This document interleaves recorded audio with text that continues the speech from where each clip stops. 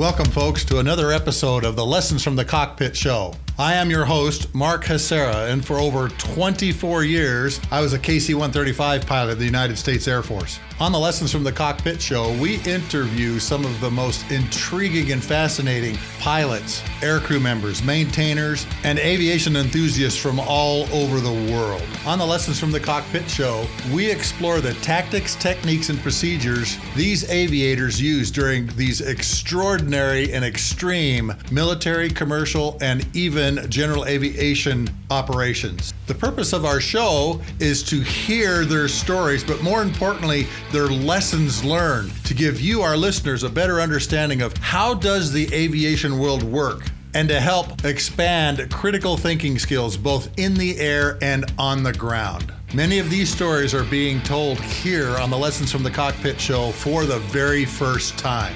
And on our show today, you're going to hear from a 3-time award winner of the Distinguished Flying Cross. This pilot was flying the A-10 Warthog and is the 5th episode of our 6-part series on the Battle of Roberts Ridge. Today, our guest is Colonel Scott Campbell, call sign Soup, and he's going to tell us about his involvement in the 4th of March operations on Takur, as well as close air support during Operation Anaconda, for which he won 3 Distinguished Flying Crosses in 4 days. His wife, Kim, was also awarded a Distinguished Flying Cross for bringing back an A-10 over Baghdad during Iraqi freedom. This power Warthog couple have 4 DFCs amongst them.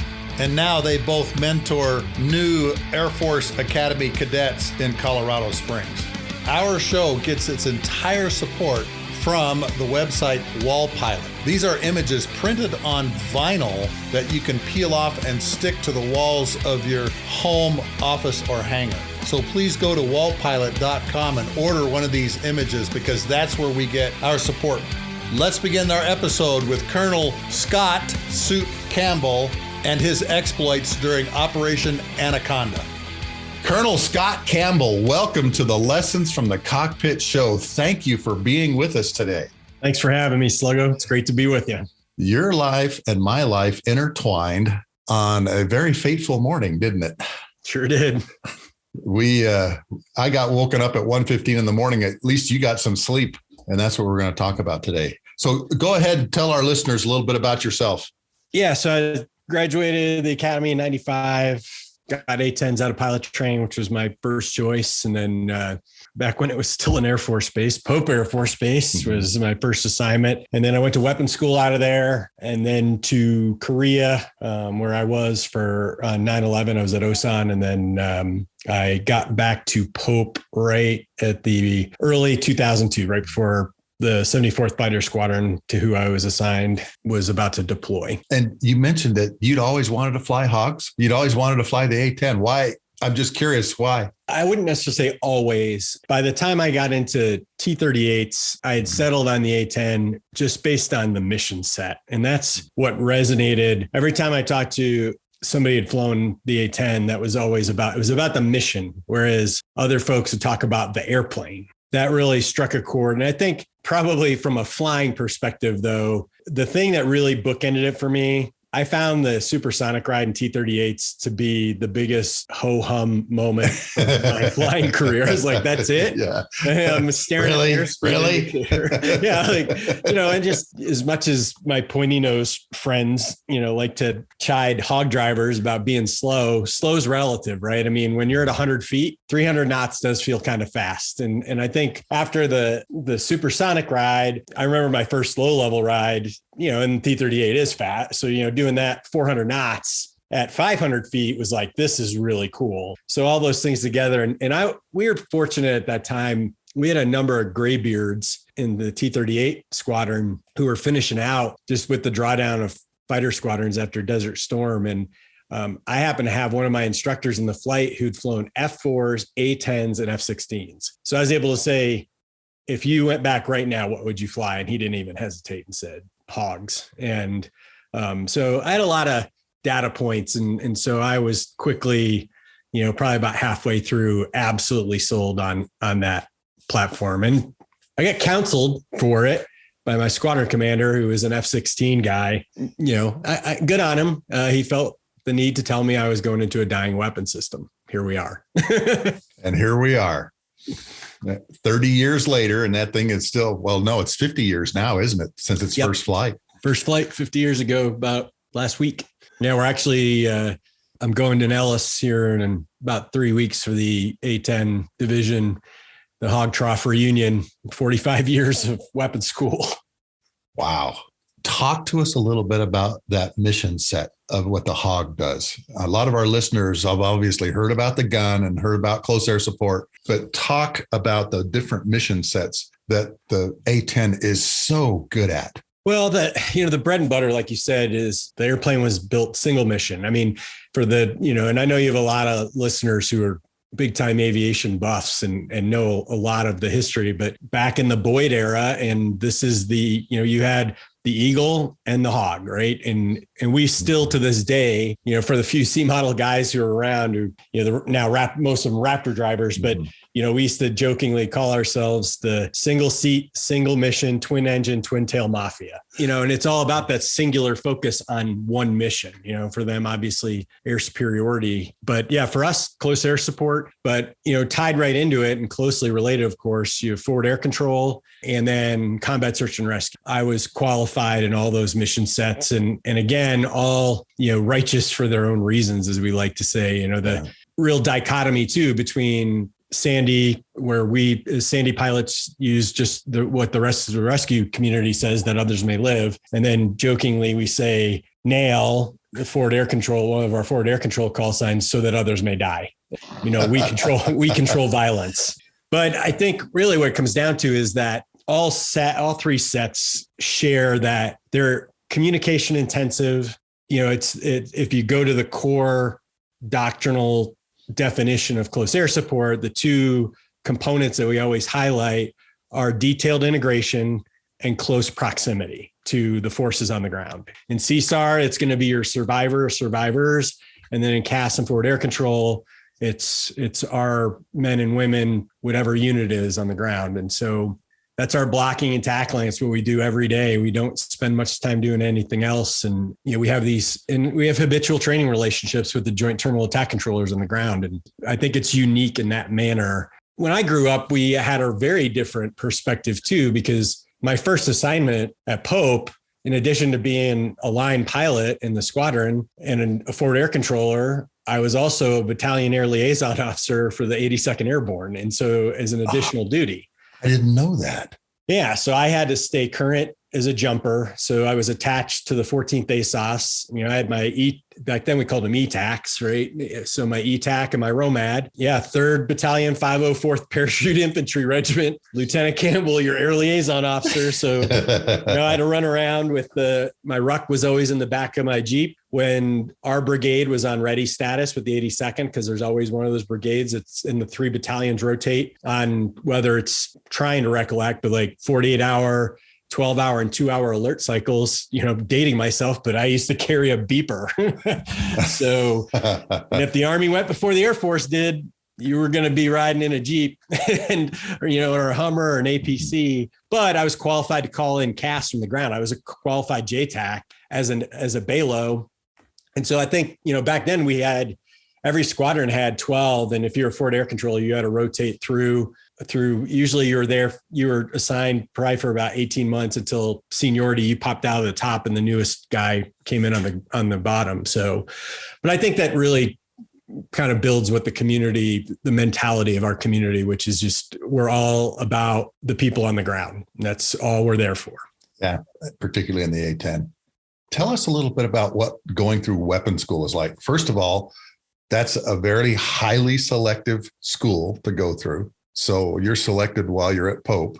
Walk us through kind of a high level look of what the A-10 weapons school teaches. The core of it is, you're really, and somewhat shaped by the fact that I taught for 4 years there, really from seeing it from that side of the coin, you develop an even greater appreciation for that. It's not just about becoming, we will say that, you're getting your PhD tactics and techniques and procedures for your specific weapon system, but you're also learning about everybody else's weapon system as you go through the program. But in the end, it's actually a leadership development program. It's, the mantra is humble, approachable, and credible. And that's really what we're doing is we're taking, the top less than 1% of instructors and making them better. And a lot of that is just teaching them to be better instructors. They've got the hands thing. They're good pilots. They wouldn't be there if they weren't, but it's really teaching them the better methodologies of instruction and how to lead, because they're going to step back and as the chief of weapons and tactics in a squadron, which makes them the chief instructor pilot. And they're around a lot of folks who have more time, experience, and age on them. And they have to be able to confidently step into that environment and lead. For us, it's very heavily focused on close air support. You do a couple rides, basic fighter maneuvers, just to learn how to better fly the airplane, because putting an airplane onto a 45-degree dive bomb wire, that requires basic fighter maneuvers. You have to know how to put your airplane in a specific piece of three-dimensional space. And then from there, it's going to the range and just dropping bombs and shooting the gun, where we crank all of our own deliveries. So you have to learn all the, going back to high school and getting your PhD in geometry, dusting off the SOHCAHTOA and geometry and trig. It's a lot of math. That's one of the things that we've always been known for, is we hand crank all of our deliveries as students. You go out and fly them and you're trying different things and different deliveries. And then you practice geometry. And then really the bulk of the course it's almost 3 of the 6 months is close air support and combat search and rescue. Very high intensity rides, low altitude, medium altitude, high threat, reduced threat, night. We introduce other assets, Apaches, get some artillery, HIMARS out on the range. We bring in other services to fly with us. And so the idea is just to give the students broad exposure. We work with the other weapons school divisions. And then as you get towards the tail end of WIC, and it's evolved over the years, but really the last month, almost last 6 weeks is integrating with all the other WICs. And everybody comes to Nellis at the very end for mission employment phase, which is red flag on steroids. I mean, it's red flag, except everyone's a weapons school guy or gal. Yeah. So it's everybody's pretty intense. Really good. Yeah, it's intense. I jokingly said at Davis Monthan last week, talking to a couple of the fighter squadrons, one of them was just asking, how do you prepare for that scenario you never prepared for? Like, how can you be ready for that? And we just talk about the value of training and training hard. And I said, combat was kind of easy compared to weapons school. I was well equipped for it because any one of my cast sorties at weapons school, arguably in a lot of respects, was more difficult than real combat. Yeah, now they're shooting at you for real, but the operators at Nellis are way better shooters than anybody I've encountered. Isn't that the truth? We've never faced an enemy like we have at the weapons school, have we? Right, exactly. Those old guys that are operating the SAMs are really good at what they do. Yep, we always joke. Still to this day, I'm on a text string with all the former weapons school instructors from our division, and we were just joking the other day about everybody still can tell you to the name. Mike 80 sits up on the Paiute Mesa, SA6 operator, probably best in the world. Yeah, knows his system better than anybody in the world. Exactly. Anybody in the world. Exactly. I will never forget the first time I went to advanced integration, mission employment, while we were setting up our school. First of all, it took a lot to get us there because obviously a lot of people didn't think, why do we have to have a tanker weapons school? And that's a story for another time. We had 2 students in our second class that were ready to SIE. I didn't sign up for this. That's what they both told us. I didn't sign up for something this hard. When we told them that, well, if you do that, you have to go to an FEB, a flight evaluation board. They went, wait, what? What?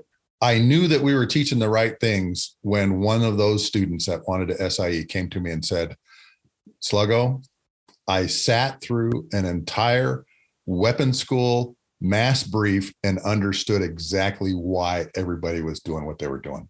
Exactly. I knew what and everybody that's it, right? Yeah, I mean, exactly. I knew what everybody know what was everybody's bringing to the fight and why they were bringing it to the fight. I'll never forget that, standing in front of the Q rooms there, and he says, Sluggo, I understand this now. I just sat through a brief and understood not only what everybody was doing, but why they were doing it. And I think that's one of the key aspects of the weapons school, and particularly mission employment, now advanced integration, is you get to see how everybody operates in a crisis situation. And you know what was funny about that? You know how many of those guys that I saw like you over at the KAOC when things went to hell at Anaconda and things like that, it was like we all knew each other. Yep. You mentioned about, you're having your hog trough thing reunion. And I remember seeing guys that I had known at the weapons school while we were standing up going, Sluggo, I am so glad you're here. We need a smart tanker guy. Soup, I'm so glad you're here. We need a smart weapons officer out of the A-10s. And that was one of the things that I think, like you said, build, teach, lead, all the other things that they talk about.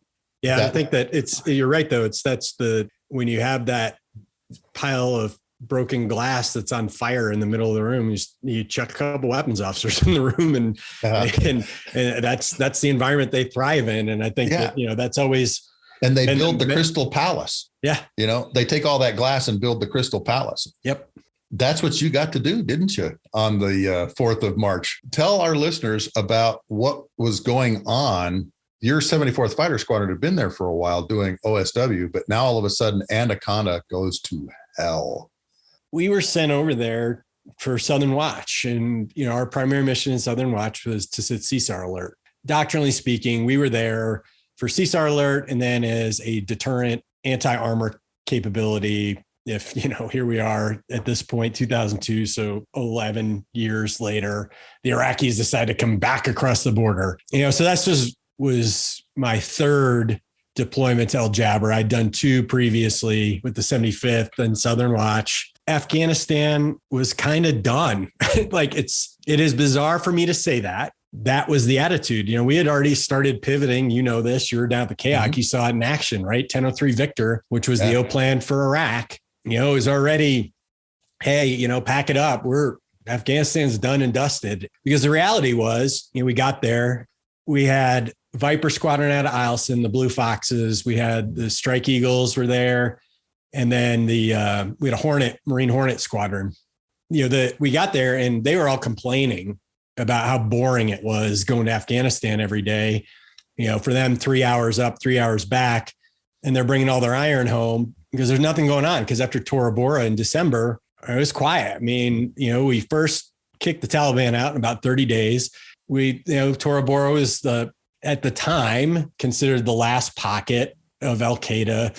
Bin Laden, we think he's probably gone. We're not sure. We find out later that he went due east and never left. And and then when we kind of got there, we nosed around, about, hey, what's going on in Afghanistan? And we got don't you guys worry about Afghanistan. You're not going to Afghanistan. You're not doing anything in Afghanistan. You're here to sit CSAR alert. So the Anaconda thing, everybody started getting a whiff of it about a week out. I won't tell the story because El Cid is the best at telling the story. And exactly. He told it famously too, by the way. He doesn't get any Christmas cards from many people in the Army. He'll say that. But it's all truthful. I mean, I was at Leavenworth, the good side at Command and Staff College, years later with him. And, I helped Les Grau, who, as is, the Army. And I know it for a fact too. I've read almost every book he's written on Afghanistan.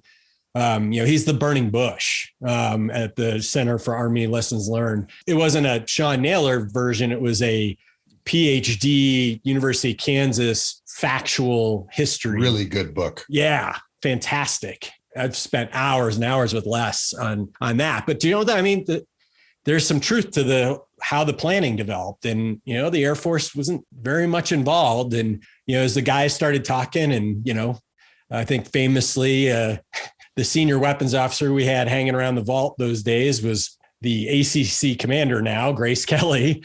I didn't know that. Yeah.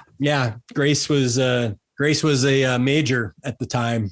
Stuff started coming in, and so we just were nosing around trying to figure out what the hell the Army was up to. And there wasn't a lot. Like we'd have it wasn't like order of battle. It was just like some spins were coming out. And so really, the first time we really paid attention was when the first misreps started coming in. And you could tell right away it was going not well. It was going poorly. Yeah. Okay. And friendly fire incidents and the AC-130 shooting up Zia's convoy. In fact, a good friend of mine and neighbor at the time was with that convoy. He was with Tier 1 soft units. Yeah. Like that. I mean, it's just, you could just see the storm developing and just, we saw the misrep from the Apaches just getting shot to hell, and quickly the assessment that the intel was really off, missed the mark completely as far as numbers, location. I mean, everything. It was the perfect storm. It was sad. I think they missed by a whole bunch. Yeah. The assessment was 100. I mean, that was the initial assessment. And I think in the end, it was determined well over 1,000. Like to say, we're not talking about Taliban. These were Chechens and Uzbeks. Like this was hardcore AQ. They were hardened fighters and they knew how to fight. They knew where to fight. And on top of I'm very critical of us, US. I'm not pointing, it's not about services. It's about us. Mm-hmm. I think there was a certain level of arrogance going in there. We are poor studies of history, because if you go back, the Soviets went into that same valley with some serious armor and got their teeth kicked in the 80s. I think we all know that there was and El Cid does an awesome job of really, telling the story of kind of what the motivations were for doing this. And it's about budgets and relevance. And it's painful to say those things to young kids. Like, how do we find ourselves in these positions? But it's the reality of it. And we have to be honest with ourselves and just say, how do we not do this next time? Yeah, particularly when we lose 7 guys in 24 hours. Exactly. Unnecessarily. Could have had the intel right, but didn't. And that's one of the things that I speak about. Yep. Absolutely. We could have known where every position was. We could have known where every logistics stronghold was there. Marzak. Remember Marzak, Yep. All those things. We didn't. We blew it. Well, and the other part of it was, which I think was annoying, I described for folks, that overly familiar with even aviation, let alone close air support.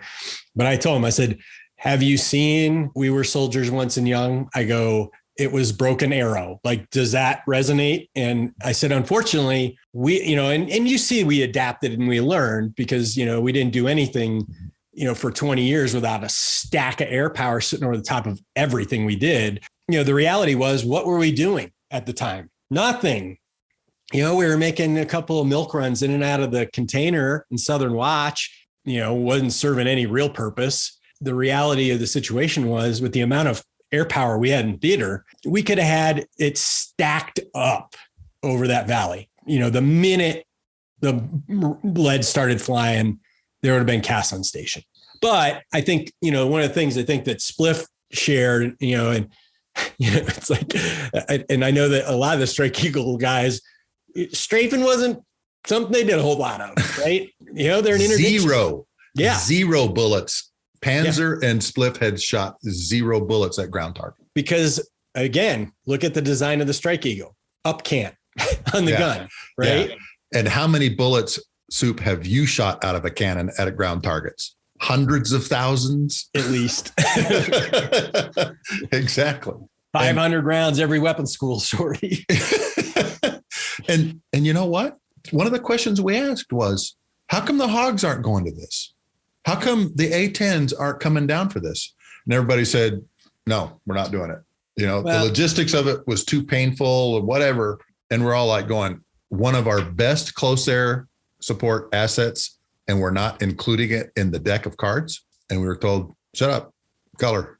All right, sure. The politics have never left the airplane, and it never will. It is what it is. But I think every Hawg driver, we all take pride in being the blue collar workers of the fighter force, and that we're treated like the slow fat kid. So what? I mean, but the slow fat kid who knows how to fight. And I think the other thing that that I believe is lost on folks is they have a currency or a recency bias, let's call it. And that's you had Strike Eagles and you had Vipers and you had Tomcats and Hornets and Buffs and B1. And it's like, yeah. And do you know how many of them before that moment had ever trained to do close air support? The Marine Hornets, the Vipers, if they were a Black 40 squadron, and thankfully the Blue Foxes were, there was very limited experience with regards to close air support. And then on top of it, everybody's been doing Southern Watch for 10 years. The only thing I'll give you Allied Force for the few guys who are over there for that, but that wasn't close air support. That was just kill box interdiction. There's no forces on the ground. They're just avoid collateral damage. But we were busy doing response options in Southern Watch for 10 years. And so realize, because it strikes, especially young hog drivers, when I say, hey, in your parlance nowadays, which I'm still fluent in, I said, we had no such thing as brief stack mark. That wasn't even in JCAT and the joint publication for close air support. I said, all these things that you guys are familiar with, they've all been born out of 20 years of combat in Iraq and Afghanistan. I said, so let alone the joint community didn't know that. There was just so many layers of complexity. AWACS, they weren't prepared for command and control of a CAS fight. I mean, they've been doing Southern Watch too. They're really good at getting the Eagles on an intercept, getting them in the right direction, and they're really good at getting us to you guys on the tanker and getting us to where we need to go. But running that, and then on top of it, well, we don't have enough coverage. So then we'll put the J-Stars up there and let them try their hand at command and control. It was a pickup game, understandably. But, I think that a lot of people, and they don't think through like what our force was trained to do and what we looked like back in 2002, really lose a sense of how challenging it was for everybody to play this pickup game. Horn Dog was my roommate. And one morning I come home and he's packing. John Horner, Chuck Horner's son is who I'm talking about. Horn Dog. He's a famous A-10 guy. Great guy. And I see him packing. I said, Horn Dog, where are you going? He goes, I'm going down to Afghanistan. We got to stand up an ASOC. And I said, just you? And he goes, yeah, pretty much. And I said, well, what's going on? He goes, well, this Anaconda thing is coming and they need somebody down there that understands what's going on.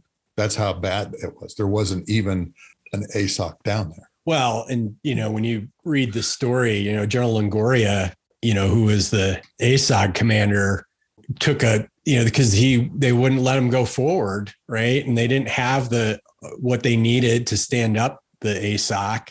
And, he took what he could to Bagram, but at the time is all they had were line of sight comms. That was the technology we were working with, obviously, That's why we'd rely on a valley with 19,000 foot mountains around it. Right.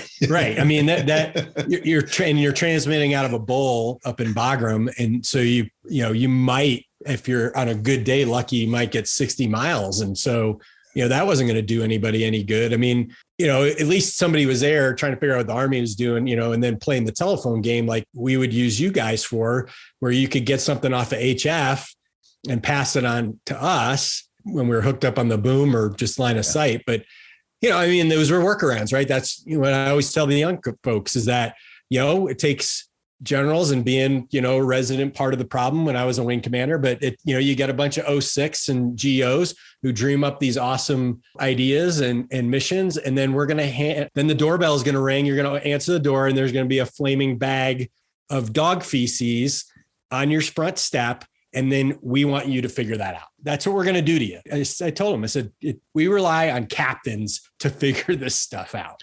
Isn't that crazy? We go to these young captains, mid-range, older captains that are all weapons school grads. And it's amazing how much they actually run the Air Force. Yeah, it really is. We would be in a lot more trouble if it wasn't, but I tell them, I said, just accept that. Don't waste your brain bites and your energy, asking the question of who the hell thought this up. Just get on with it because it doesn't matter at that point. Yeah, I like that. Don't waste. What was it? Somebody told me, don't waste calories on that. Yeah, exactly. So coming up on the 4th of March, you guys finally get told, El Cid and your squadron finally get told, hey, we got to send you guys forward. What happens then when you finally get the word, we need A-10s down here? Yeah. So I got pulled out of the gym. I was working out with one of my buddies, and one of the guys who was working the MPC came to the gym, was like, boss needs you in the MPC right now. Walked in. I thought I was in trouble because the group commander, deputy group commander, my squadron commander were all standing there. El Cid just turned to me and goes, "Hey, things, I know you're aware, but things are getting worse. And you guys are leaving, you're in pilot rest, 12 hours, you're gearing the well. You're going to Afghanistan." And he said, K9 is going to be on your wing. You're going to take him with you. Get with Tito. Tito Hetland was our wing weapons officer, group weapons officer, and was running the MPC. And so another weapons officer. And so Tito and I talked real quick, because one of the things we had to do is the jets were loaded for Iraq.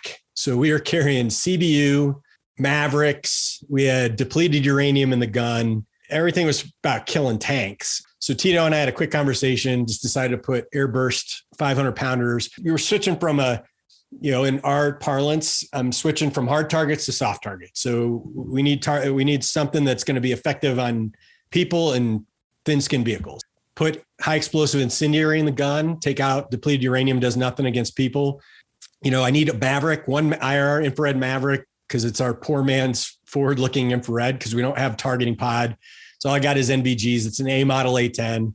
Because we were going into a complete unknown, I asked for 3 pods of Willie Pete white phosphorus marking rockets, a canister of Lu-19s, which is a covert parachute illumination flare. Like the non-covert ones, to put in perspective, put out 2 million kilowatt power of illumination. And they're freaking incredible. Yeah, it's like the sun.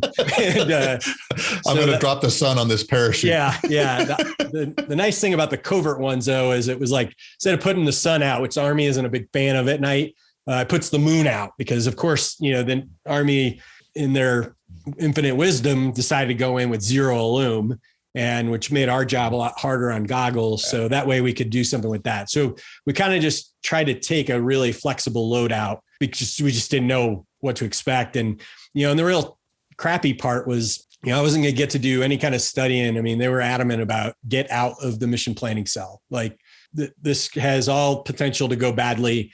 And we're not going to have one of many factors be that you didn't have pilot rest. And one of those factors was you didn't even know where you're going to land. Right. Well, yeah. I didn't even know frankly, I didn't even know where we were going. I knew we were going to Afghanistan. Right. And it was, when we got up in the morning, I told K9, he was back in his hooch, and I thought there was probably a 10% chance that this was actually going to happen. I thought, 1, so I could sleep, but 2, just as the realist, I was like, they're never going to send us. This is we're all going to get all hot and bothered about something that ain't going to happen. Another mission planning exercise. Yeah, exactly. I was like, anyway, got up next morning and we're still on. And now Roberts Ridge has happened, but a lot of folks are always amazed for me to tell them that I didn't know anything about Roberts Ridge until probably the 12th of March. I knew nothing. Really? Yeah. That's amazing, because during the night is when it's happening. Mm-hmm. So what time frame are you in the MPC? Because Roberts hasn't probably even fallen off the helicopter yet when you guys are planning this, are you? No, we probably came in, I want to say I came in at like 8 or 9 in the morning, because we took off about noon. Okay. But there was no time. We were in this absolute panic of, you've got to get out the door, and everything's happening in real time. And at this point, the whole thing that's driving it is our rendezvous with the tanker. We have got to pick them up off the coast of Bahrain, right? And and I don't have the ability to go faster. The throttles in the A-10 are on or off pretty much. And so we had to make our rendezvous, because, as you guys are picking us up and dragging us. And so no slop. So there was no intel update, really. My intel update / rules of engagement brief was Divot Bartley comes walking in from his sortie overhead Roberts Ridge. And he doesn't even really go into it because like even they don't know what's happened. They're just on scene and shit hits the fan and they're there and divots and dropping danger close LGBs and doing strafing runs on top of the mountain. So he comes in and he's just giving me here's how you get to Afghanistan. Like that was it. It was like, you're going to go, the tanker will get you. There's this thing called the Boulevard. They're going to drop you off here. Then you're going to talk to AWACS. This is where 17 India is. Like, we don't have maps. I mean, A-10 guys, I kind of have a problem in life when I don't have maps. Like, it's my whoopee. I got my security blanket, which is usually a stack of maps that's like 10 inches thick. I get handed a bunch of maps, old Soviet maps. So they're in Russian and I can at least do meters to feet to pull elevations off the map. I can't read it. It's in Cyrillic. And that's the best we can do. And the best that the mission planning cell could hand us as far as a ground order of battle, airspace, or the battle space, not the airspace, but the battle space is 5 clicks by 9 clicks, which is really small. And there's 37 JTACs on the ground, different JTACs in that piece of battle space. They hand me an 8.5-11 printout paper of a crappy 1-50 that they've produced, and it just has blue circles everywhere. And I'm like, well, what is this? That's all the reported friendly positions. It was, I didn't know what to do with it. I mean, there's no enemy positions on it. There's just blue circles everywhere. Like there's Don't no hit here. yeah. There's no like forward, like all the stuff that we have doctrinally trained for, right? Like that you have a forward trace, like a forward line of troops, forward edge of the battle area. We had trained, I've been training for years because this was new. It's what we did. The good guys are on this side, the bad guys are on this side. And, and then the friendlies are moving to contact or they're in defense.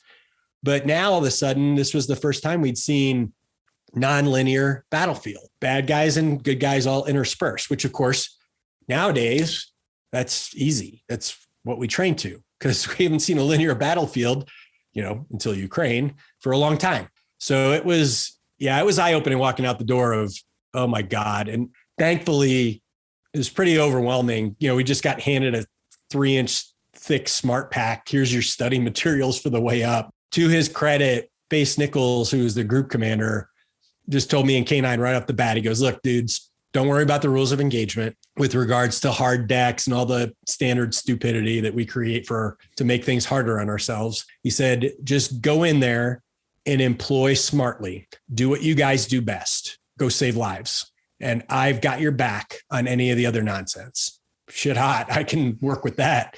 That was the best command guidance I'd ever gotten in my life at that point. And so that was reassuring walking out the door. But as you alluded to, that was kind of one of the questions we're going through the I'll use air quotes, the plan, which wasn't really one.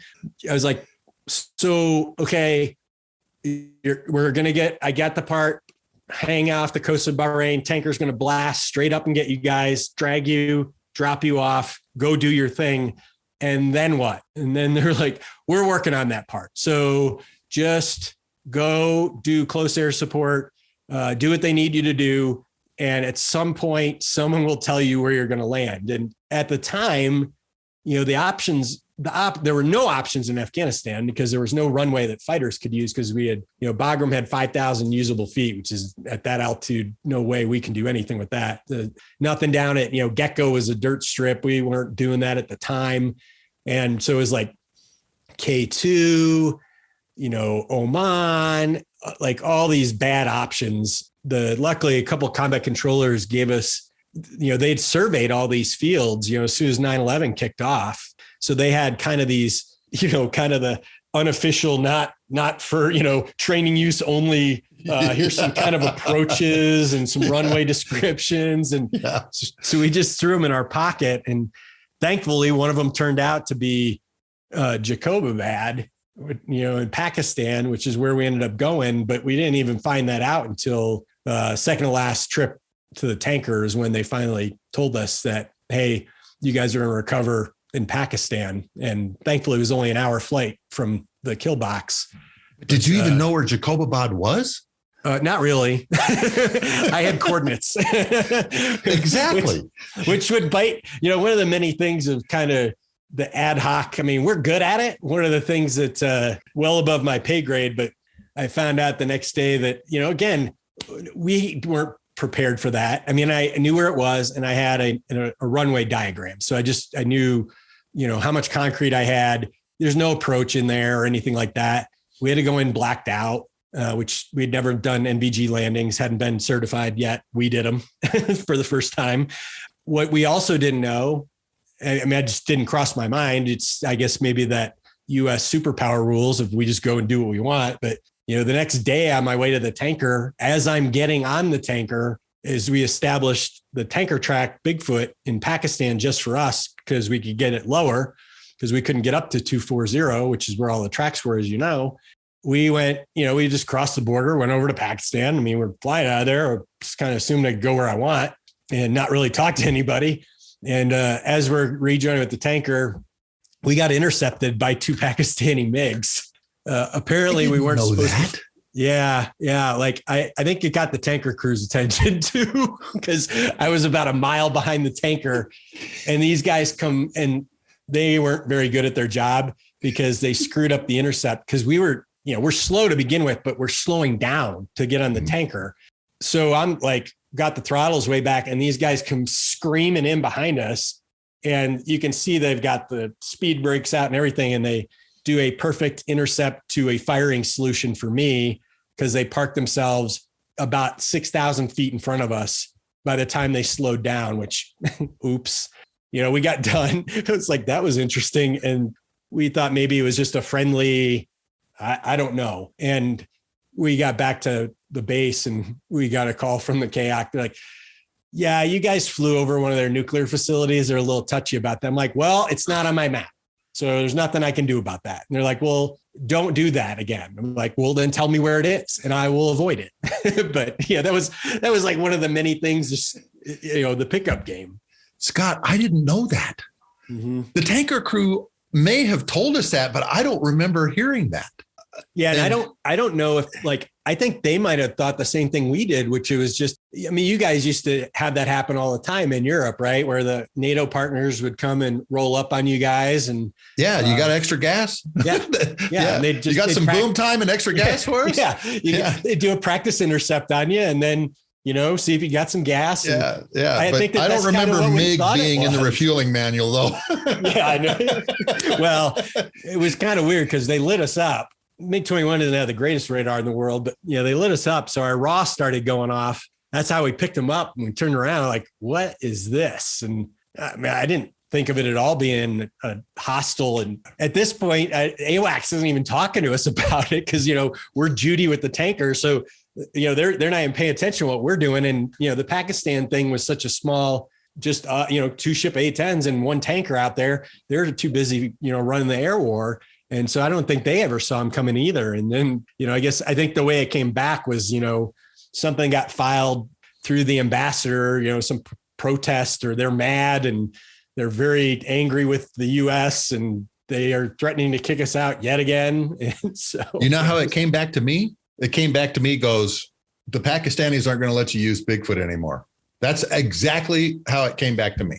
That's hilarious. and I'm like going, well, what are we going to do? Okay. And then finally it went away and I don't know how it went away. That anchor area had been there and the special ops guys were using it. The AC-130s and the MC-130 guys were using it. And Jeff Trapon, great friend of mine, was the AFSOC planner. And I didn't know about it.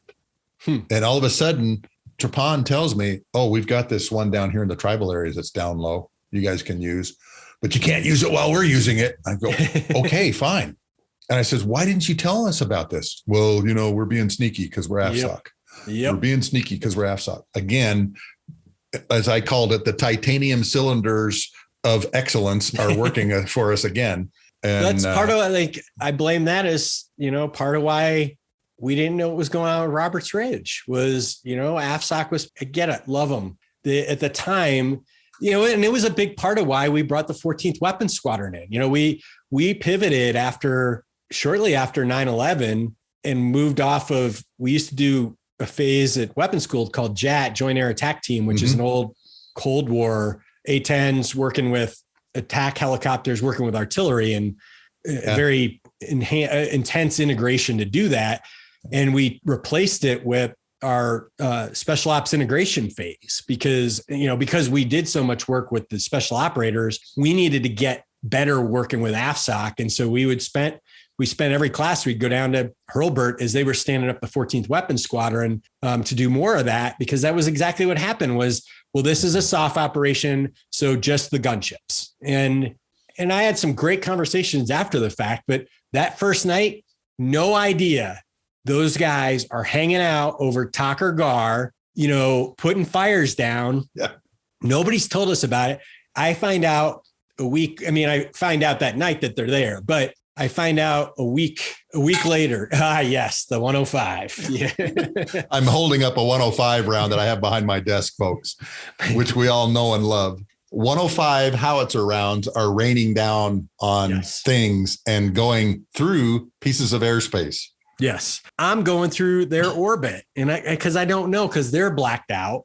And I'm blacked out. And later, Mike Martin, a special tactics officer, I think at the time, Mike was probably a captain, a senior captain. He was on the deck of the gunship that night. And he told me later when we got together to debrief the whole thing down at El Jaber, we started sharing stories to figure out who was where. And he was telling me about how, and, as soon as we started doing the timeline and the day, and it was me, and he said, he goes, you are coming off some run. He goes, because all of a sudden I'm standing on the deck of that gunship. Instead of looking out the side, I look forward and an A-10 full plan form is filling the windscreen. Oh.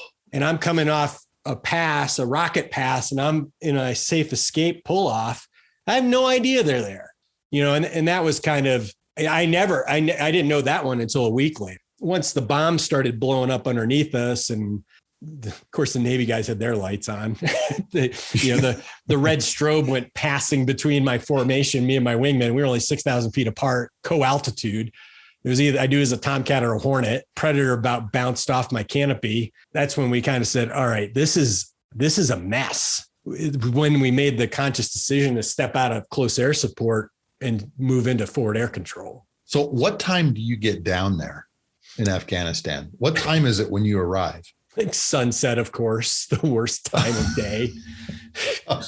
Yeah. So it was about 5 o'clock because we took off about noon and took 5 hours to get up there. It's just A-10's brutally slow. We had to hit the tanker 3 times because we're loaded. Every hard point's got a weapon on it. We show up at dusk, and in that terrain, no targeting pod, just night vision goggles, no moon. It sucked. The disaster that was the infill left a lot of equipment lying all over the place when they were getting off the helicopters because they were under fire the minute they touched down. And so they were just running for cover. So that a lot of gear just got strewn about the battlefield, on top of the fact that, you're in waist deep snow in places. And a lot of the JTACs didn't have the equipment, their marking equipment. And we couldn't nobody was on the frequency that we were given. And so we're just rolling through frequencies out of the smart pack. We finally hit a frequency.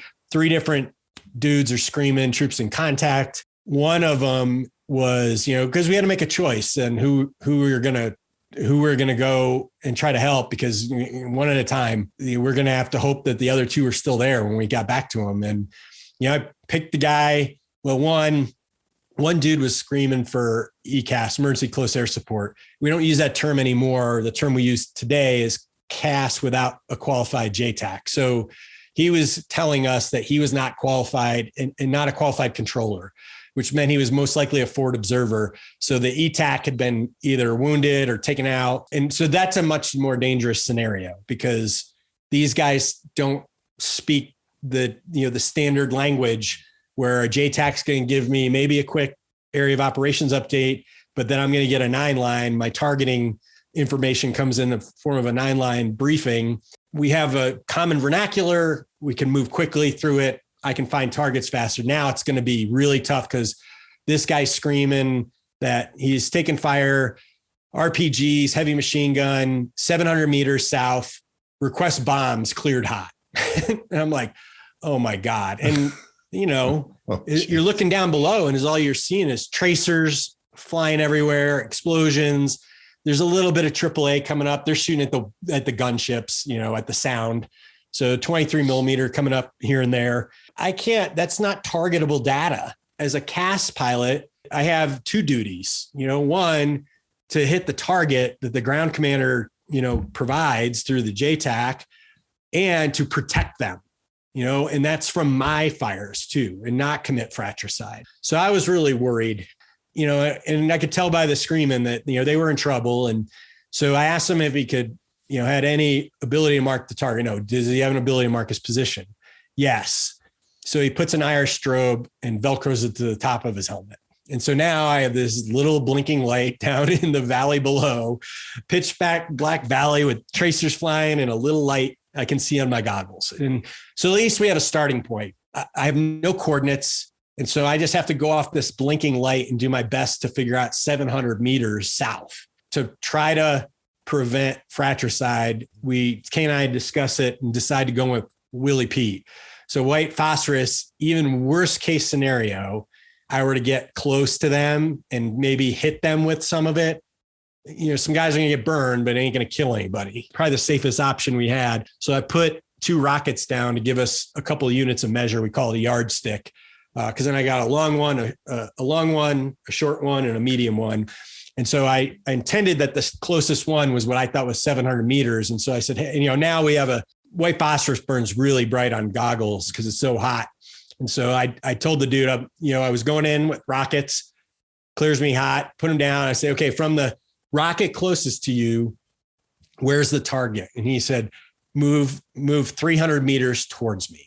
Now we're pretty uncomfortable from the standpoint of now that could be 400 meters. I don't have a lot of trust in where, but what it's telling me is he thinks it's 700. So I got to take half the distance out. And at the time we hadn't, believe it or not, we had never Seek Eagled where we do a weapons test, right, on the Mark 82 airburst.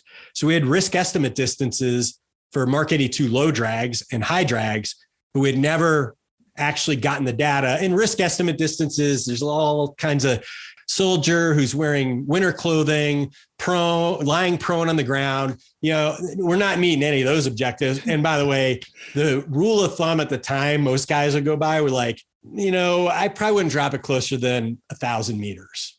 And I'm beginning to feel we might be putting these things in at the 400, 500 range based on this. But at this point, we got to get in there. In hindsight, it may have been better to go in with the gun, but they were screaming for bombs. The enemy was dispersed. And so K9, we agreed on it. We get ourselves set up parallel to them, and K9 rips 2. So 2 airbursts come off the jet, and man, it felt like an eternity. That it felt like the radio went silent. And it was probably, it's that car crash moment of temporal distortion. But it was your probably heart must have sunk into your chest. Yeah. And honestly, Sluggo was probably 0.2 of a second, but it felt like 10 minutes. And that was it. It's like, oh my God, do we just kill these guys? Like our guys immediately. Immediately on the radio, shack, direct hit. We're breaking contact. And so, and that was the end of that. That was our first attack. And actually that was the last weapons we dropped that entire night, because from there we took over the battle space and started doing forward air control.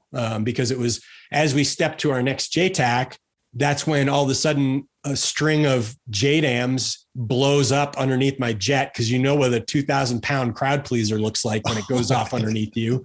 Whole string of them. Freaking huge. Yeah. And there's nobody dropping a string of like 10 of them except one platform at that time. And that was the Buff. They were up at 37,000, 390. Right? Yeah. 37390. And they dropped through everybody.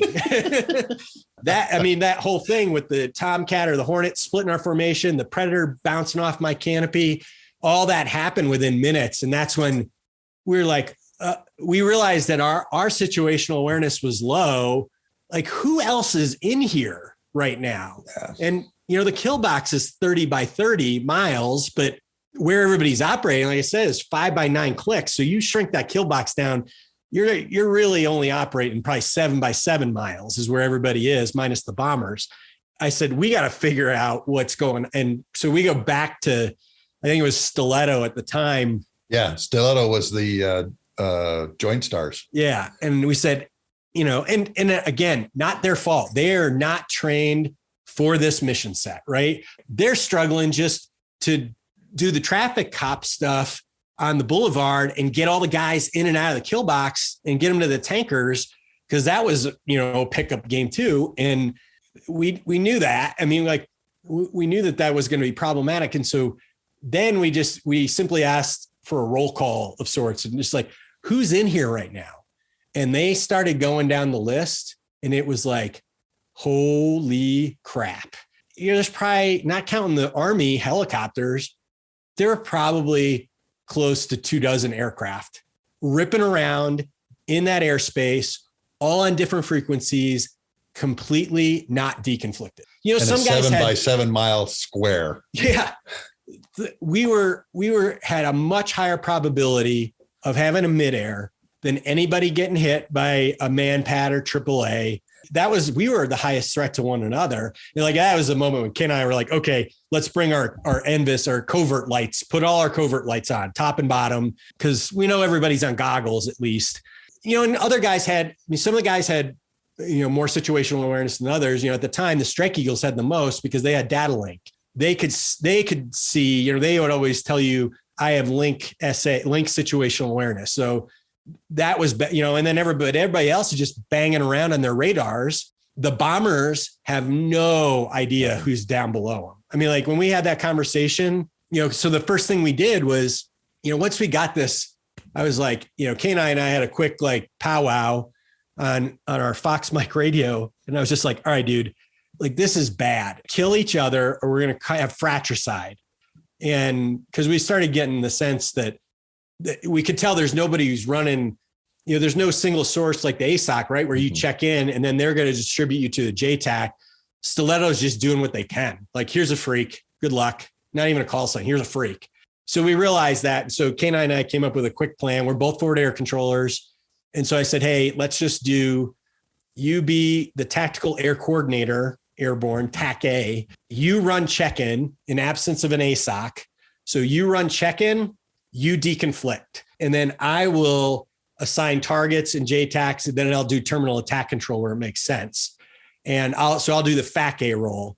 And so in Stiletto, God bless them, they were more than happy to give that. Because when I went over and said, I'm Misty 1-1 has the battle space. We now own the battle space. No one enters into 17 India without checking in with Misty 1-2. Misty 1-2 will clear the aircraft in. We own everything.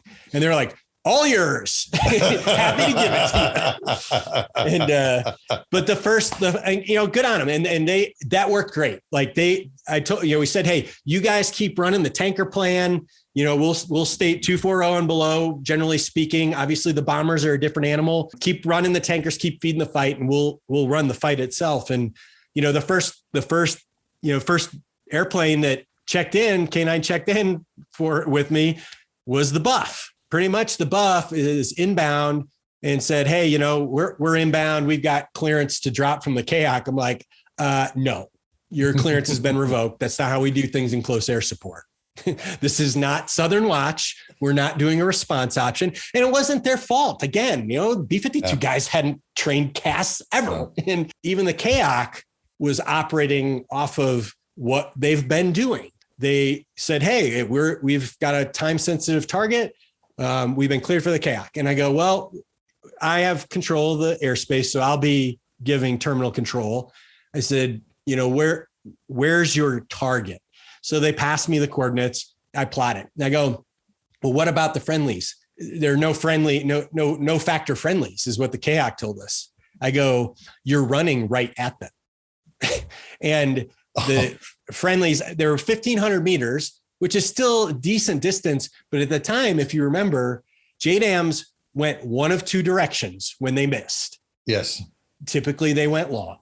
Typically. And ask Karzai about that, right? Yeah. And they were running directly at the friendlies, dropping a string of JDAMs from 390. And oh, by the way, not aware of all these aircraft that are stacked up, they're going to drop through their orbit. And, I told them, like, look, I got to get you a pathway in here, and we got to change your run-in heading so you're running parallel to that friendly force that's down there in the north end of the valley.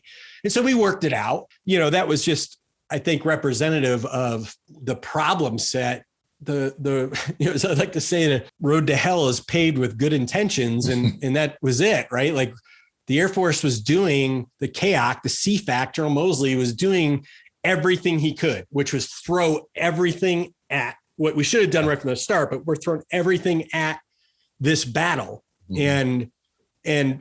And this is the broken glass again, right? And so Reliant probably having that same thought that, well, hopefully the captains can handle this, and so, but and that from that point on, the rest of the night is all I did was forward air control. So I was, handing targets off, and really what it was, again, is just something that I think it's one of those things about the weapons school. Why, back to your earlier point, why does everybody need to know what everybody else is doing? Because, like, hey, if the JSTARS guys end up stuck doing ABCCC, most people don't even know what the hell that is.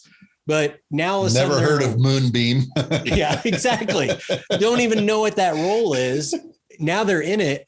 They're expected to match weapons to targets, and to go thinking through, okay, the Mud Hens, the Strike Eagles, they've got more gas. The Vipers aren't going to have the gas. The Hornets coming off the boat definitely don't have the gas. Okay, so who am I prioritizing? What weapons do they have? What's the proximity of the target? What type of target is it? And doling those things out. That was a big takeaway, that the feedback that got back to the CAOC that night from the 332nd, from our group back at Jaber, from Colonel Nichols, when we got a chance to get on the horn and debrief them. And I think it was also observation from the C2 agencies that, but they jumped on and were like, we have to have a forward air controller on the ATO. So the air tasking order has to identify who owns the kill box. And luckily we had the Vipers out of Eielson had at that time still had a number of forward air controllers, qualified FAC A's in their squadron. And then the Marine Hornets, of course, FAC A was a bread and butter mission of theirs too. That's their life. So that was a huge, I think we flexed. Yeah. We as a air component figured it out, and it was a quick, easy fix really in the end. I think that, I think looking back, that was one of those planning things. Eventually we got there to say, as you said, the titanium cylinder of excellence, like, hey, dudes, we need to know where you are and what the hell you're doing. And the good thing is that, again, I think that you identified rightly that you have the institutional thing, years of tradition unencumbered by progress. But again, you go back to the captains of the world, they're built to solve problems. And so that was, I think it was, night 2 was when, maybe it was night 2 or night 3 was when we were, I would actually, Alzheimer's, probably it was actually night 4 was because that was a bad night weather-wise. But that's when we figured out, because we were the only game in town below the weather was us and the gunship. And all of a sudden we realized, hey, I got an idea. Let's work together. And because they had so much station time in ordnance, the beauty of it. And when we were struggling finding targets, but what turned the light bulb on for me, no pun intended, was when we got down below the weather. It's a pretty eerie sight if you're not on the right team, but to see 2 gunships with the burn down and they're just combing the hillsides. And you would watch that thing, and it's about the size of a football field. For people who aren't familiar, it's an IR spotlight. I'll dumb it down. You're watching that thing just roll across the hillside. And then all of a sudden it would stop. And then you knew it was showtime. And you'd see 40 millimeter Mish rounds just start wailing down on something. And we had the tactics in our manual. It's just something we hadn't existed. We hadn't done it. Yeah. And so I was like, hey, do you guys mind if we jump on the perch? So for listeners, if you just imagine it, the gunship's in its circular orbit. What we do is we stack about 1,000 feet high and outside. And then what we can do is it's simple geometry. I fly a bigger circle. So the speed mismatch, yes, we are faster than a C-130. But the speed mismatch is countered by the geometry of the circle. And so I fly right on their wing, and then my wingman flies 180 degrees out.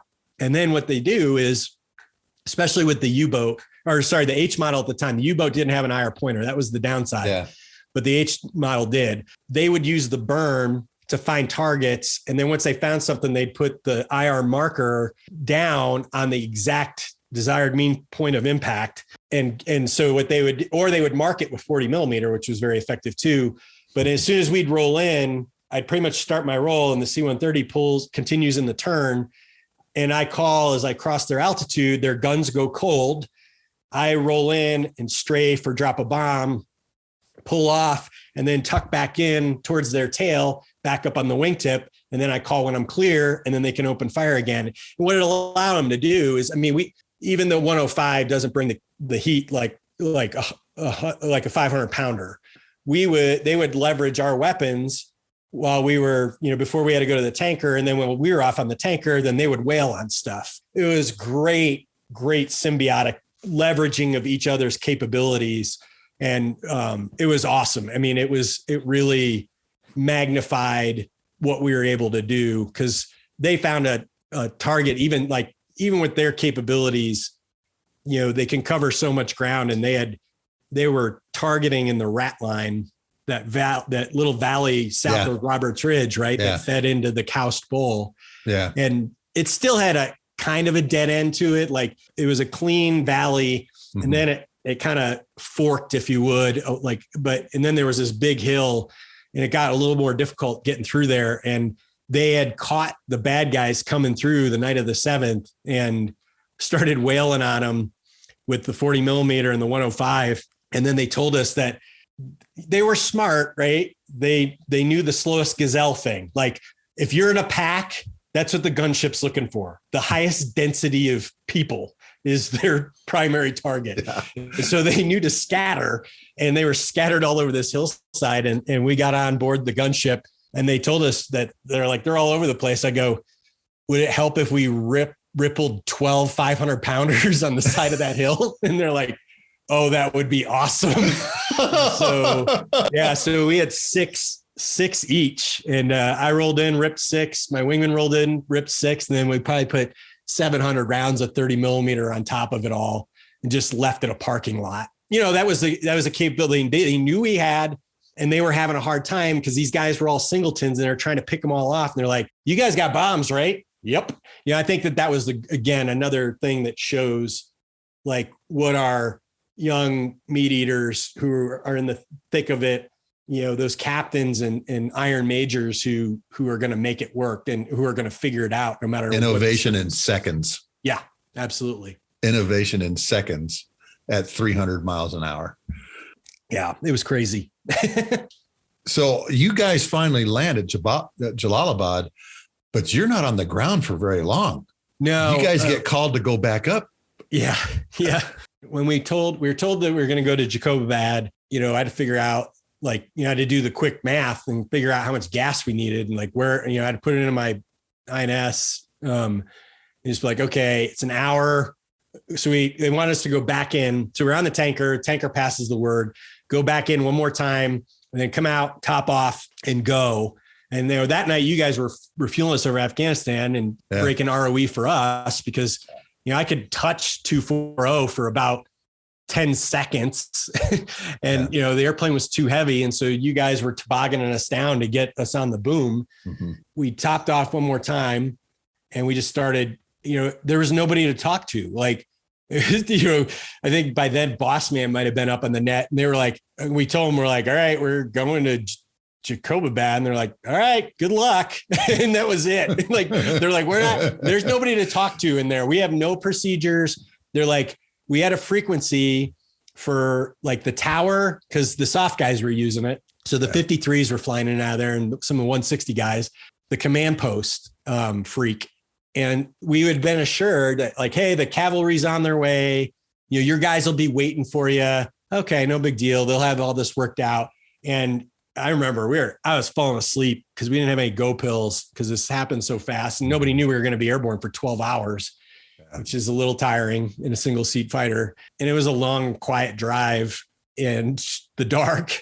And we show up and the command post, I call we were about 20 minutes out. So about, 120 miles or so. And I was like, Misty 1-1's checking in. We're, 2x A-10s inbound. And they're like, who are you? And I was like, oh shit. I was like, we're the 2 A-10s that are going to land there because I ain't got any other options. And so they're like, okay. That did not make me feel good. And so we had kind of air briefed how we were going to do this. Their ThreatCon Delta, obviously that was not we weren't popular in that country either.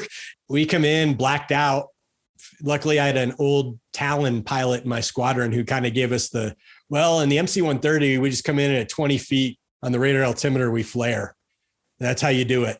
I'm like, okay, well, I guess we'll try 10 feet because I know I'm like at 10 feet, I'll at least be able to see, I should be able to see the ground, and the A-10's got good landing gear. If I prang it, we'll probably walk away. So we landed and then we pulled into the Hammerhead, which could barely fit 2 A-10s because it was like a MiG-21 or Mirage base. We immediately get surrounded.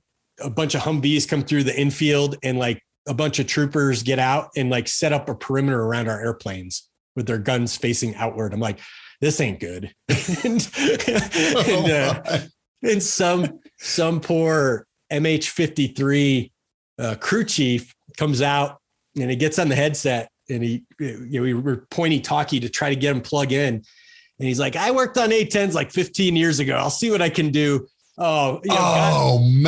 Oh, dude, God bless him. I'd rather be lucky than good any day of the week. Well, he did his best. I'm pretty sure like the nose gear pin was in the gun and, there are pins everywhere. I mean, he did what he could. I think he didn't let perfect be the enemy of good enough. He got pins in probably the best places he could to make sure the jet was relatively safe.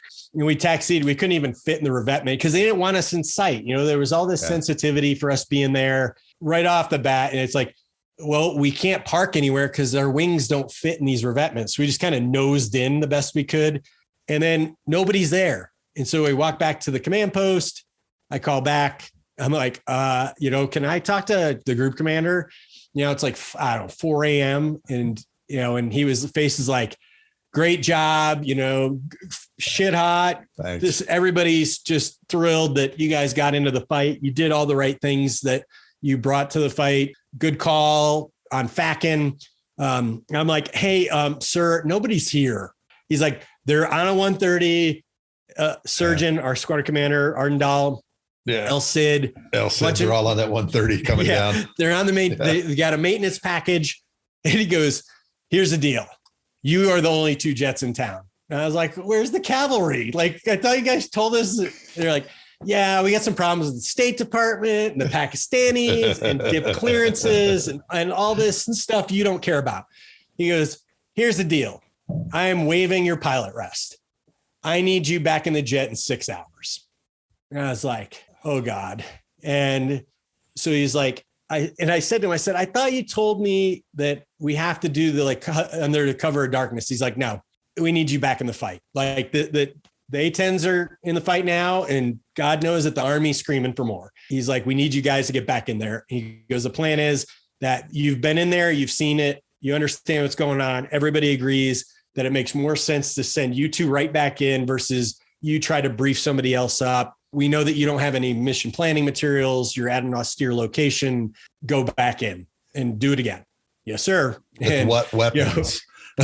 And the good, and that was the good news is like, hey, and the good news is the guys down at the KAC have found you this thing called Bigfoot. And so I was like, shit hot. And he's like, so this is where you're going. And he's like, here's the other good news, which we kind of joked about it. It wasn't, it was the next day, but the next day was when we went out and hit that track. It's middle of the day and a KC-10 is parked in the track at 10,000 feet. I'm just like, wow, gutsy call, Maverick. And I was like, I love you guys. And, but yeah, it was just trying to help you out, Soup. Yep. No, it was awesome. They're like, we figured that you guys can use all the help you, and they, they knew that we would always prefer a 135, but beggars can't be choosers, and we need help getting through that damn bubble of air behind the KC-10. And, they're going to be throwing the gear and the flaps and the everything down in the kitchen sink to slow down for us. But we woke up the next morning, and the wing commander, the base commander there was great. Like, he's like, hey, he was in the command post at this point. He's like, I got cots in my hooch. You guys go take my hooch and go get some sleep. And then we woke up the next morning, the jets were turned around, gassed up, ready to go. And we just stepped and took off. Oh my gosh. After six hours. I'm thankful at good leadership. And that's probably the understatement of the century, because, a lot of it was the necessity of just what kept happening. On the 6th, I got another one of the pull out. I wasn't supposed to fly. I was supposed to finally get a break, and I got pulled out of the shower, and my pilot at rest waved again, because this time they thought they had bin Laden, and, the proverbial white SUV, I got handed a piece of paper with a red circle, go here. We just blasted to Nixon's nose. And I remember that day. And we had what we thought was him on Predator. Yeah. So, I showed up, and good on the B1 guys, man, they parked a JDAM right in the middle of the road, forced the vehicle off the road. And then, the SEALs were there, there are guys. I had but that's what we were told walking out the door. And sure enough, we get up overhead, and, I got my good old A-10 driver space stabilized binoculars out because it was daylight. There's guys sitting on the side of the road, flex cuff with bags over their head. I'm like, hey man, maybe we stayed all day there with them, again, just doing forward air control.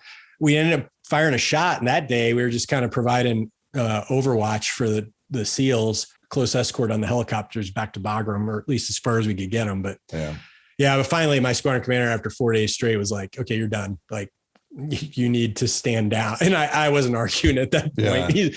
Even as somebody whose fangs were typically out at that stage of my career, I was smoked. Oh yeah. I've been in that situation during Desert Storm where we were double turning. Okay. And you're flying a 20-hour day.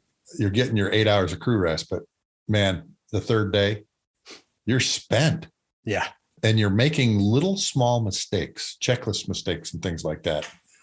And fortunately, we had a very astute guard flight surgeon who said, this crew needs to take a day off.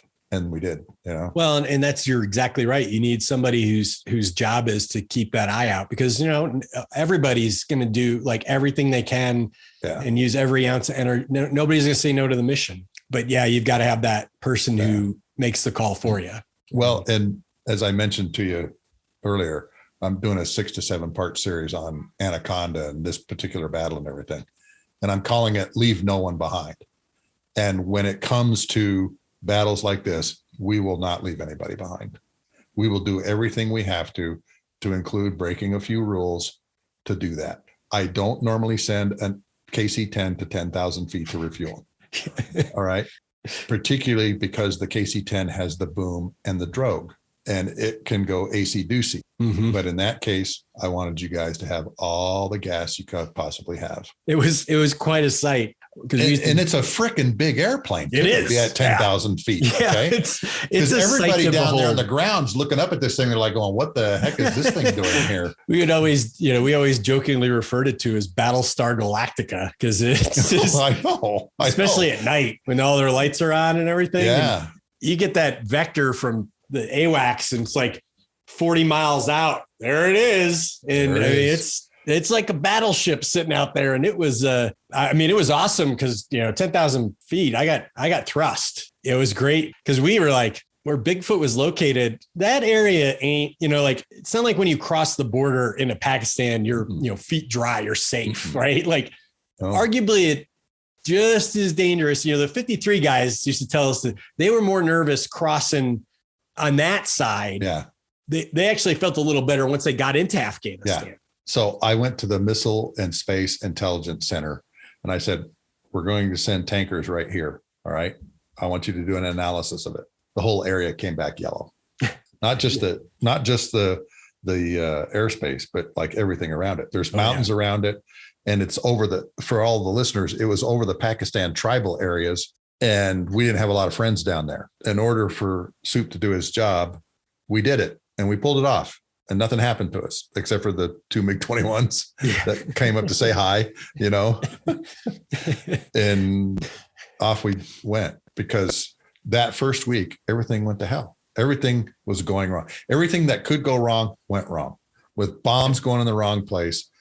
And as you described the chaos, and it's fascinating too, because at the end of Spliff's episode, I put 3 of the audios from his cockpit and Junior and Meat's cockpit. And you can hear the chaos going on with Gabe Brown hollering, "We need this, abort, abort, abort," when they first come in. These guys haven't shot the gun. Junior was the only guy who'd shot the gun at a target. And the reason was he happened to come from your airplane, the A-10. Well, and I mean, it's uncomfortable. We used to watch their film for us to see that because of the accounting of the up cant for the cannon, their gun, you've got to put your total velocity vector short of the target. And you're screaming at the ground. Yeah. Yeah. I mean, it's screaming at the ground. It's not comfortable. I mean, we'd do forward air control for those guys at Nellis. Like when they would be in their close air support phase, we'd FAC for them, and watching them go in to do strafe it's unnerving for me to watch. And you, as far as I know, are the only person I know of who's got 3 DFCs in 4 days. I am told so by the DFC Society. So Chuck Sweeney, who's the CEO, good friend of ours, incredible pilot. But that's told me that. So I believe that to be a valid statement, according to a source that probably knows these things. Those things were the farthest thing from your minds when you were doing all this, though, wasn't it? We're just helping my guys. Yeah. You don't have time to think, it's the conversation I had with some young pilots the other day is like, the company I'm with, I've got a number of Navy SEALs I work with, and, the quote's attributed to a Navy SEAL, but I'm going to paraphrase, but it says that you don't rise to the occasion, you fall back to the level of your training. And that's why we train so hard. And, I told them, cause people are just like, what was going through your mind? Like nothing, you're executing, like you're not stepping away, just going, wow, this is pretty crazy. It's like, there's no time for that. And, and your mind's just running a million miles an hour, but you just go into what you do, and there'll be time later to reflect on it. But yeah, I think that's just you're constantly grinding. And, it was really cool a few weeks later, because by this point we're at Bagram. A call came through from our deputy group commander back at Pope, Muck Brown. He wanted to talk to me, and again, I'm like, am I in trouble? And he was like, that's always our first thought when the leadership wants to talk to us. Exactly. It's usually not to tell me I did something right. I know. And, I have stood before my ops group commander, and the first question I asked him is, am I in trouble? Yep. He actually was calling to tell me, he said, hey, he goes, I just want to let K9 know. He goes, that strike the night of the 4th. He said, that first unit so White Lightning Bravo is the call signer. Yeah. And he goes, that was 10th Mountain. He goes, 187 was the unit, first of the 87th. And he said, that was my kid in that company. And he goes, no. Yeah. He goes, you guys saved his life.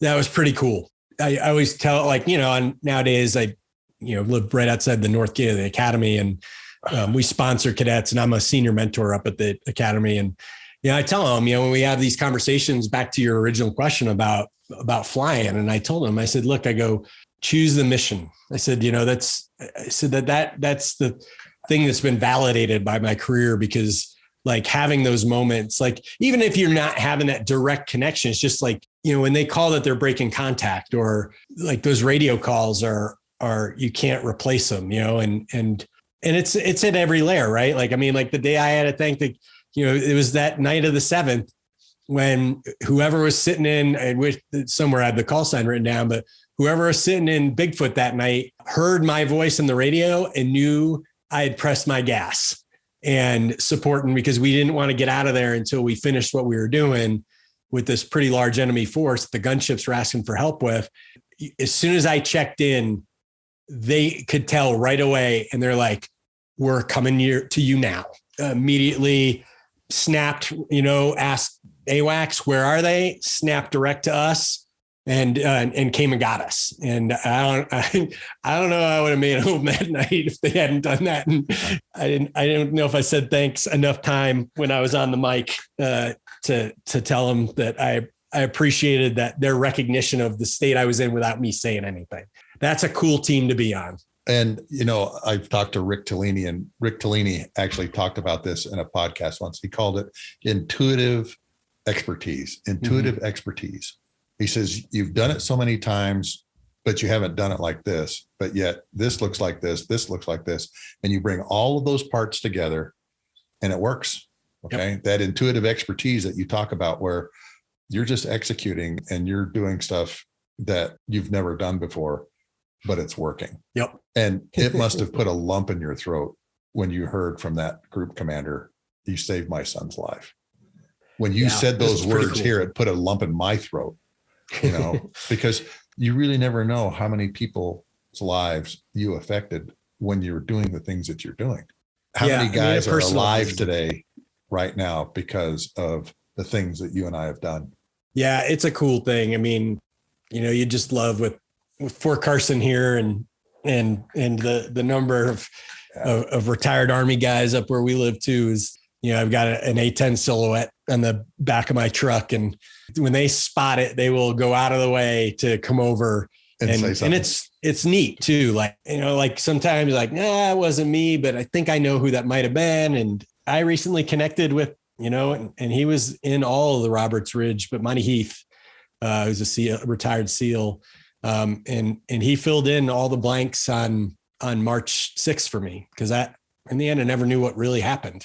I knew it wasn't bin Laden. That much I knew, but I didn't know what else went on. There's a lot of chaos going on the ground. And we connected, just had a 1 hour Zoom call one day and kind of shared perspectives, and he filled in all these great blanks. And so I think that's kind of the fun thing too, to where I've gotten connected with other guys, like, you need to talk to this guy, because I think you guys were overhead that day, and it makes it so cool. 20 years later. Yeah. Yep. 20 years later. Amazing. All right. I got to ask you one personal question. How did you and Kim meet? Tell us about your wife just real quick, and how you guys met as both A-10 pilots. It's kind of a little bit of a running joke, if you would, in some respects, in that we met at the academy. She's 2 years younger than me. So immediately everybody's like, oh, no, we didn't date at the academy. So we met and she was in my squadron, my cadet squadron. So we knew each other, but we didn't date as cadets or anything. It just happened, I think, by chance. We reconnected. I was in pilot training at the time. It was just reaching out for advice or something. And then we started corresponding. And then right when she graduated, from the academy, we started a kind of the long distance relationship thing, because she's a Marshall scholar, much more academically accredited than me, but she went to England for 2 years to grad school while I was at Pope, going through the A-10B course in that Pope. And then she went to pilot training after that. And at the time, I was in weapons school when she was at pilot training. Oh, and geez. So we graduated so we missed each other's graduation. My weapons school graduation is the same night as her UPT graduation. And we had just gotten married before she started UPT. Like, one of the things that we were talking about this last night with one of our cadets, and she was like, I don't know that I want to go into the A-10 community, because, you're a known entity, you're a weapons officer. I'm going to be brand new. And at the time, there were a lot of A-10 and F-16 squadrons that were Eielson, Spangdahlem, Osan, lots of them. And so there were a lot of options. It's just like, she had gone into the T-38 track. She's like, maybe it'd be better if I went F-16s, and then we just try to make it work. And so the drop comes down. There's only one Viper, and then there's an A-10. She's picking right behind a guy who is a Strike Eagle Wizzo, who's now gone back to pilot training. So he wanted a Strike Eagle, of course, but they didn't have one in the drop. So he's like, well, I'm taking the Viper. I want something with a radar. I was at her drop night though. So there I am. I got a permission slip, hall pass to leave weapons school to go to her drop night. And I have no idea this is about to happen. And she goes up on stage, bang, A-10 goes up on the screen, and the entire room turns around and looks at me. It's like, well, this is going to be interesting. Yeah. What did you have to do with this? I told the flight commander, I'm like, a little bit of warning would have been nice, so that I was like prepared not to have a reaction. And I'm not really good at not reacting.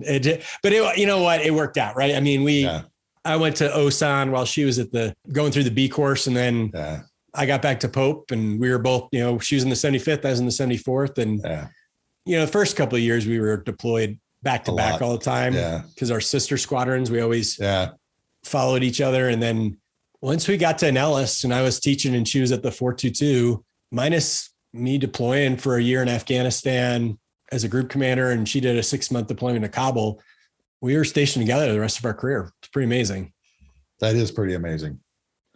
Back to my earlier comment, good leadership. That's what it was all about. Yeah. I met Face Nichols when he was the commander of the Buzzards. I was working at the wingtip at Aviano during Allied Force. Oh, okay. That's when I met Face Nichols. El Cid was a T-37 instructor at Vance when I was going through. So I knew him too.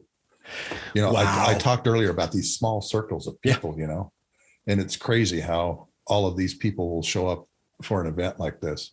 You did have good leadership when you were at Jaber. Both of those guys are fantastic. Yeah. Fantastic leaders. Yeah. So, I was very fortunate. Just rock stars for leaders. And so that makes, makes all the difference, as it's people who do what they say, right? Yeah. Say what they do. And they were awesome. That was crucial at that point in time. We could have easily been wringing our hands and trying to come up with the 100% solution. And instead, and then I also credit my squadron commander, Surgeon that dude's a war magnet. Like he attracts combat, and he had flown in Desert Storm as a lieutenant. He flew in Allied Force, and then here he is, stumbles into combat again. And, it was a huge lesson for me, because that's easily the moment, as a squadron commander, to go, I'm going to lead from the front and I'm taking this first sortie in. And when he turned to me and said, "You're leading it," he probably read the perplexed look on my face. He's like, "Look, the weapons officer for the squadron at the time, because our weapons officer didn't deploy because his wife was pregnant. It's like, look, you're the weapons officer. That's what we train you guys to do, is this. You are taking the first 2 ship in." That really stuck with me on what, and he would later kind of explain. He's like, "Look, my job is to organize all this. We got to get maintenance and equipment and weapons and into an austere location. There's a lot that my level of leadership is required, not your tactical expertise." And that was a big lesson for me for the rest of my career, resisting that. I always have to be the first one out the door. Yeah. So let's end with you telling us about your coaching. Yeah.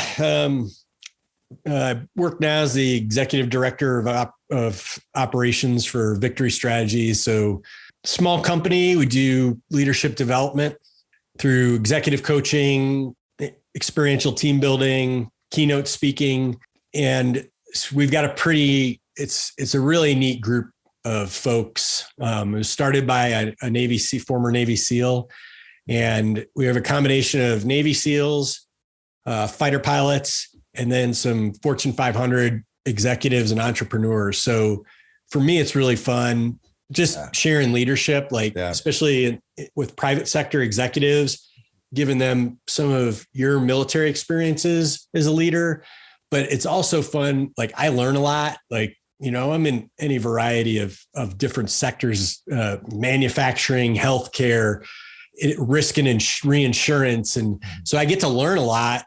Our team is awesome because, when I encounter something try to draw a parallel of my experience to a problem a senior executive's having. I turn into one of my teammates who was the senior vice president at General Motors for global safety and be like, "Hey, Jeff, can you give me some explanation on what this is about, or what would be a parallel for me?" And he understands my world. Yeah. And so when we're doing some experiential team building, you need to say SEALs are good at that stuff, but hey, Lauren, 3-time Olympian and captain of the women's field hockey team for the US Olympics. You could probably help these folks out with building a high performing team. So it's really awesome. I think it's, when we separate from the military, what you miss is that team and that camaraderie. And I think that's one of the things I love about being back with a elite team. One each General Baba Rand on our team. Pretty impressive to have a 4-star Global Strike Command commander. Yeah. He's got a few stories. Yeah. Like having guys and gals like that on our team. And so it's really awesome. Neat. And that was for me, when I saw the makeup of the team, I was like, oh, this is something I would love to do. And so it's good. It's fun. Hey, Soup, we've been going at this for 2 hours. Thank you so much for being on Lessons from the Cockpit today. Great stories. And again, isn't it interesting how your life and my life intertwined? And here it is 20 years later, we're finally seeing each other retina to retina.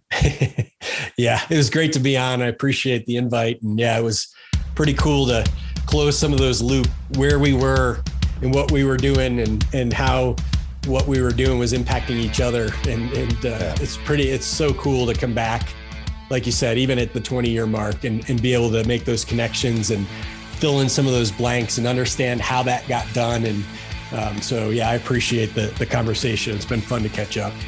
Thanks. The A-10 Warthog is the one airplane ground soldiers love to hear above their head. The engine sound is very distinct, but so is the sound of that gun. And in the Warthog community, you'll always hear this term, brrr, the sound of the gun going off over people's heads. There's no telling how many countless lives the A-10 Warthog has saved with pilots like Scott Campbell flying it. Monetary support for the Lessons from the Cockpit show comes from the website Wall Pilot, custom aviation art for the walls of your home, office, or hangar. And folks, these things are incredible. You can even read the stenciling on the AIM-9 missiles that are on the F-15s. We have World War II airplanes such as the Me-109, Focke-Wulf 190, the B-5N2K, all the way up to modern aircraft like the F-16, F-15E, and even the Warthog now. We are working on helicopters, the Apache, the S-3 Sea King, and even MH-47E Chinooks as part of our series of Anaconda, because I interview 2 pilots who flew that aircraft. Please go to wallpilot.com. There's 113 ready-to-print images, very detailed, that you can order right now for the walls of your home, office, or hangar. All of our episodes can be found at my website, markhasera.com, to include all previous episodes. Thanks for being with us today on the Lessons from the Cockpit show, and we will talk to you once again next week as we continue our series on the Battle of Roberts Ridge on the 4th of March, 2002.